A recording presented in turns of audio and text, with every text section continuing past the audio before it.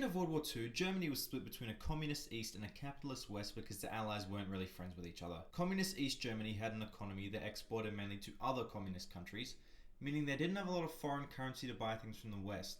So when they did, they had to pick and choose very carefully what to buy to keep the people happy. One of these luxuries of the modern age was coffee, because it's tasty and it gives you that boost. The East German government spent huge amounts of money importing coffee from all over the world with their limited, precious capitalist money, and for a while things were chill. One day the government was like, our money is kind of limited, maybe we should try build a strong economy. So in the late 1960s they started a plan to build all these cool things to export to the West and make Western money to buy Western things and also build up their own country. To keep working towards glorious full communism, we shall proceed unhindered, and all we have to do is make sure the price of things don't go up because we have no money.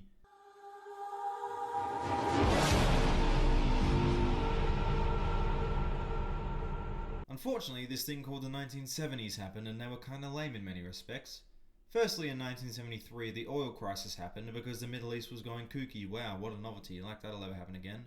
Oil prices worldwide tripled. East Germany bought oil from the Soviet Union, who made a ton themselves, so the Middle East war wasn't a big deal. But the Soviets did notice the international increase and went, maybe our oil is too cheap also, and raised the prices on East Germany by almost double.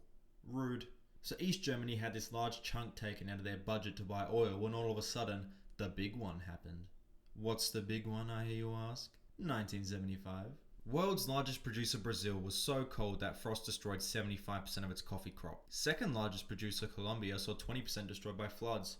Fourth largest producer Angola became engulfed in a civil war. Disease outbreak in Uganda and an earthquake in Guatemala disrupted those countries' exports, while leaf rust destroyed a tenth of Nicaragua's crop. The result? The price of coffee went up by nearly 6 times over the course of 1975. The government looked at all that and was like, well, that's not good. They convened all their data boys and the president asked them to spill the beans on coffee. The scientists said, if we spilled any more beans, the price will rise even higher. But no one laughed because this was East Germany. One noted that your average East German family spent twice as much on coffee as they did on shoes every year. They couldn't ignore this price, but they didn't want to increase the spending on coffee by 6 times because they had no money. So they gathered all these scientists that had built bombs and torture devices during the war and said, hey, make us some fake coffee. The goal was to stretch the existing coffee supply so that they wouldn't need to buy anymore until the price came down again. One scientist came up with a solution. A powdered mix of coffee that looks the same and tastes the same but only requires half the coffee? That's right, just 51% coffee powder and 49% rye, barley, sugar beet and pea powder. Get yours today. Ja, das ist ein Kaffeemixer. So an East German man went to his local store and asked the cashier for some mocha fixed gold. You know it's good when it has gold in the title. And then the cashier went, you must mean coffee mix? There's never been anything called mocha fixed gold. We've always had coffee mix. We've always had coffee mix. We've always had coffee mix. We've always had coffee mix. This set off alarm bells in this guy's head.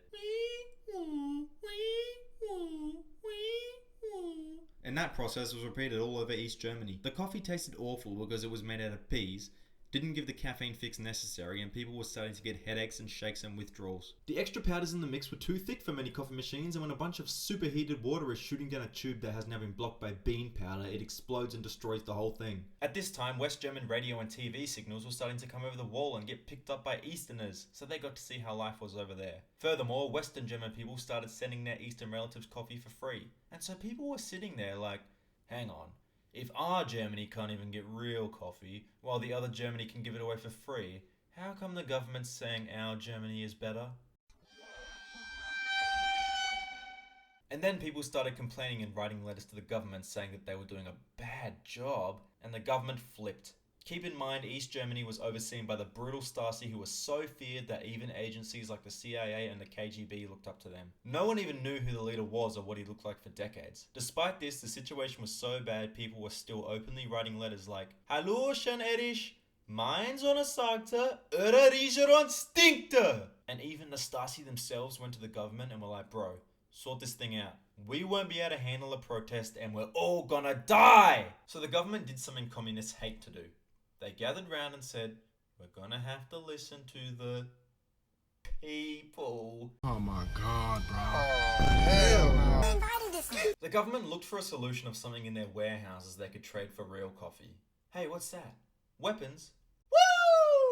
Thankfully, it's the 70s and there's a lot of wars to fund. So President Erdish Honecker looked around the map and pointed to Ethiopia.